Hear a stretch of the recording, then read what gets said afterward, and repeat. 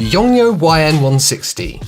Is this the perfect light for your vlogs? Coming in at between £50 and £60 new, the Youngnuo YN160 is a 160 LED on-body camera light, and it packs quite a lot of features into a small body. As I said, it's 160 LEDs, and that pushes out an impressive 1480 lumens at 1 meter when on full power. It has a fixed color temperature of 5500 Kelvin, but also comes with 4 additional filters, 1 to soften and 3 others to help control the color temperature of the light itself. Now, it is a portable light. That means that it is entirely battery powered.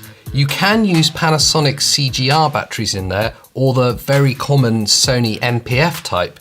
Also, if you're stuck, you can power the light itself with 6 AA batteries. It has a detachable hot shoe mount, which means it will fit on top of pretty much any DSLR or compact camera that has a hot shoe mount on it. Like I say, that's detachable, which means you can also mount that on tripods or light stands, or even a handy hand grip if you so choose, but really its main function is to sit on that hot shoe. It also has a switchable power output. Now this goes from level 1, which is kind of almost non-existent light, all the way up to level 4, which is, if you look directly at it, probably brighter than the sun. It will burn your retinas, it's that bright. So with that, let's look at the good bits of the YN160. The best thing about it is that it works, and it works really well. It's a super powerful, cool white light that sits on top of your camera. It's really portable, and for something that's of this small form factor, it does kick out a surprising amount of light. My favorite feature of it is the barn doors. Now they help add an additional level of control to your lighting. You can shape the lighting a little bit better. They're this really thin steel construction, so a little bit flimsy, but they do an adequate job of being able to shape the light itself. And finally is the fact that it takes the Sony MPF batteries. Firstly, they're a really common type of battery for pretty much any camera accessory. You see them being used all the time, which means it's more accessible. But also the fact that you can use the MPF 970, which has a 6600 milliamp hour life, which means you could power this light on full power for 16 hours. It's pretty incredible. So let's look at the bad bits of the YN160.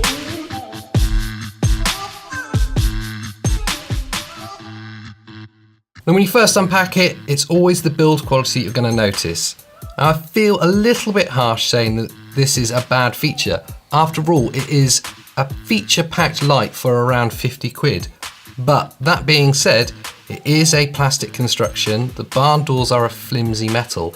It feels kind of cheap in hand.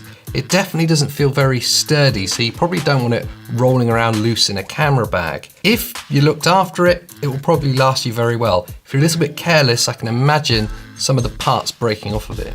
The barn doors, yes, they were a good feature, but they're also in the bad points. When you close them too far, and that, I'm not saying all the way close, but once they start to shape the light too much, you will notice some really noticeable artifacts and imperfections in the light.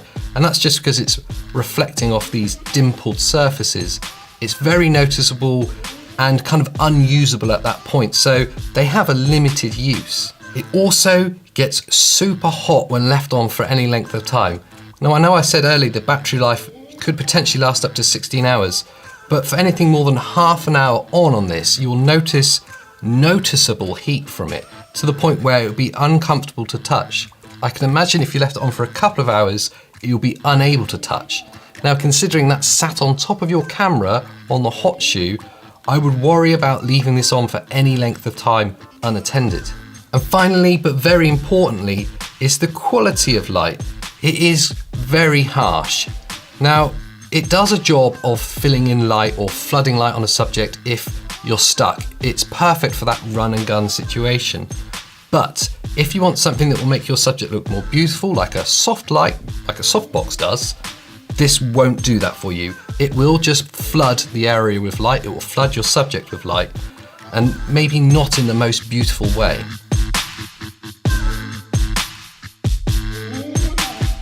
So all in all, it's a great portable little light. It marries perfectly to your small DSLRs or your run and gun cameras, and does an adequate job of lighting things when you're on the go. But when you compare the YN160 to similar priced lights that are on the market now, like the Lume Cube, you have to say that this feels like a slightly cheaper alternative that perhaps is slightly overpriced. So that's been my grab and go review of the YN160. Thanks for watching, and I'll see you next time.